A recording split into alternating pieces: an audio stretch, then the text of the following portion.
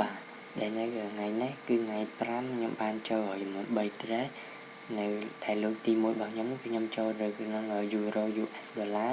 ដែលមាន time frame 5នាទីខ្ញុំចូលលើកកន្លែងដែលខ្ញុំចាប់ដើមចូលគឺខ្ញុំចាប់ដើមទិញវានៅតម្លៃ 1.40 90ខ្ញុំចាប់ដើមចូលទិញកន្លែងនេះគឺបន្តវា break out បន្ទាប់មកខ្ញុំចាប់ដើមលក់ខ្ញុំទិញដែលធ្វើការលក់វាខ្ញុំទិញ sell market នៅតម្លៃ14.090ហ្នឹង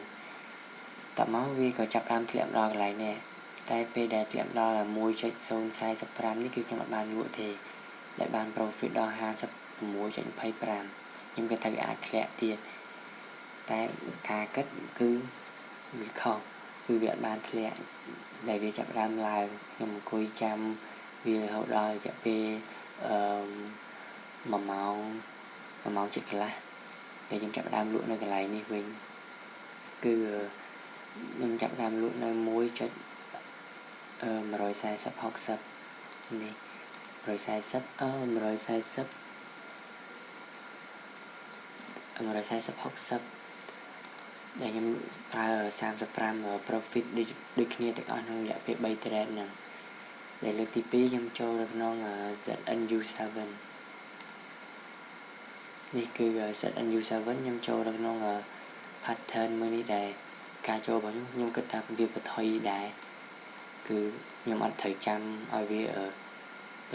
break out សិនចាំខ្ញុំ short វាតែនេះខ្ញុំ short នៅពេលដែលវាជិតអស់ខ្ញុំចូលនៅក្នុងនេះគឺ 125.215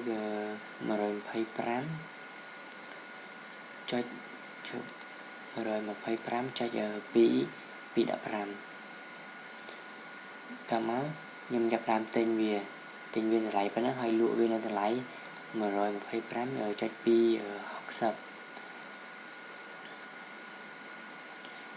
ខ្ញុំប្រើ35 profit ដូចគ្នាការចូលរបស់ខ្ញុំគឺវាធ្លាក់ដល់កន្លែងនេះតែខ្ញុំអត់លក់ទៀតខ្ញុំប្រើដោយការពេលលើកមុនដែលនៅក្នុងខាងនេះដែរពេលដែលវាធ្លាក់ខ្ញុំអត់លក់ភ្លាមគាត់តែចូលបានរយៈពេលត្រឹមតែ5នាទីខ្ញុំឲ្យចំណេញរហូតដល់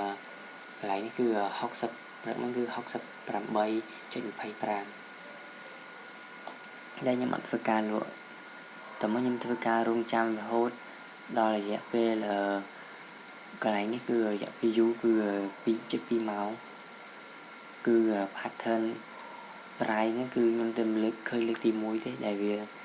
ស្មើគ្នារហូតដល់គឺអត់មានឡើងចុះអីបន្តិចសោះតាមខ្ញុំគិតគឺពេលមកដល់កន្លែងនេះខ្ញុំអត់បានឃើញកន្លែងនេះបិទនេះខ្ញុំដល់កន្លែងនេះគឺខ្ញុំបាន25ពងតែខ្ញុំអត់លក់ព្រោះខ្ញុំគិតថាខ្ញុំចង់បានប្រហែលជា30ឡើងទើបខ្ញុំគិតថាបាន30ឡើងទើបខ្ញុំធ្វើការលក់តែវាគឺវាក្រោមត្រឹមតែ25ទេដូច្នេះការគិតគឺកន្លែងថ្ងៃនេះគឺខ្ញុំចង់បានលើសបើខ្ញុំលក់ត្រឹមរយៈពេលតែ$25នៅកន្លែងនេះគឺខ្ញុំត្រូវចំណេញតែខ្ញុំធ្វើការលក់នៅកន្លែងត្រង់នេះវិញគឺខ្ញុំបានត្រឹមតែ 15.25 ទេនៅលើនេះបន្តិចគាត់ឲ្យខ្ញុំគូសប្រាក់ pattern គូសខ្សែបន្ទាត់នេះបញ្ជាក់ថាកន្លែងគឺវាស្មើដែលខ្ញុំធ្វើការរងចាំគឺនៅត្រឹមតែ00រហូតចំណែក trade ទី3របស់ខ្ញុំគឺខ្ញុំចូល SIU7 គឺខ្ញុំធ្វើការទិញមុនដំបូងទៀតហើយ SIU7 ខ្ញុំធ្វើការទិញនៅកន្លែងវា broke out ពេលដែលវាមកដល់កន្លែងនេះគឺខ្ញុំអត់ទាន់ទិញភ្លាមទេខ្ញុំចាំមើលថាវាឡើងកន្លែងពេលដែលវាចាំយូរបន្តិចក្នុងរយៈពេល5នាទី4នាទីជាងវាជិត5នាទីវាជិតយើងចាប់ដើមលោតថ្មីមកមួយទៀតចឹងខ្ញុំធ្វើការទិញវានៅក្នុងកន្លែងលក់វាហ្នឹងគឺខ្ញុំទិញនៅតម្លៃ 15.945 នេះហើយលក់នៅក្នុង 15.915 នៅកន្លែងនេះពីកន្លែងនេះគឺខ្ញុំចូលបានល្អព្រោះខ្ញុំធ្វើការលក់វាចាប់ដើមចុះ cái này đi smart vì lại mình test về em khát đó là $75 cái này nè tầm máu hai tập hơi vì đây là hai sắp đá tam đó cái này ní cứ mà số nhâm lượng là cái này ní ai cứ còn nằm đó cái này ní máu ai bị dạ p 1 minute là 70 ní ai cứ mà thưa ca luôn này rồi cái này nhé thì nhóm ba là lượng đi nhâm liên ba ở sai sập bông ba là hốt ra là dạ phim vừa rồi bông vừa khăn lưới đi nhâm liên là 35 chân viên cái mà đón được chia tâm thà và mũi chạy 25 thì cái này như việc cái mà đón đọc 20 thì những bán đó ngày này bán đông rồi chẳng ở sơ summary report nó ngày nét cứ nhóm ban rồi size của mũi chạy 20 bông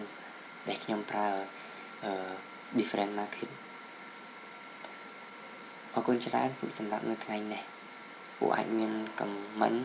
được vào chỗ bao giờ nó làm bây prap nhóm làm bây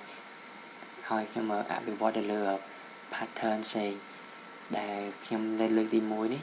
nhóm cha mà dạy về đậm để tìm môn được nhóm chỗ là mùi này nhóm thời cha mà dạy về là điều gì cứ pram từ đậm để tìm rất mình của nhóm mà toàn chỗ clip của nhóm cái thao dạy toàn chụp bạc cứ về ảnh lái rửa cho còn là bên đó cái này chọc cái này clip bên lột mà cái này nè cứ nhóm châu là cái này nè clip nhưng thời chấm market làm bài việc chăm mơ về một app rồi còn đào hơi thời miền là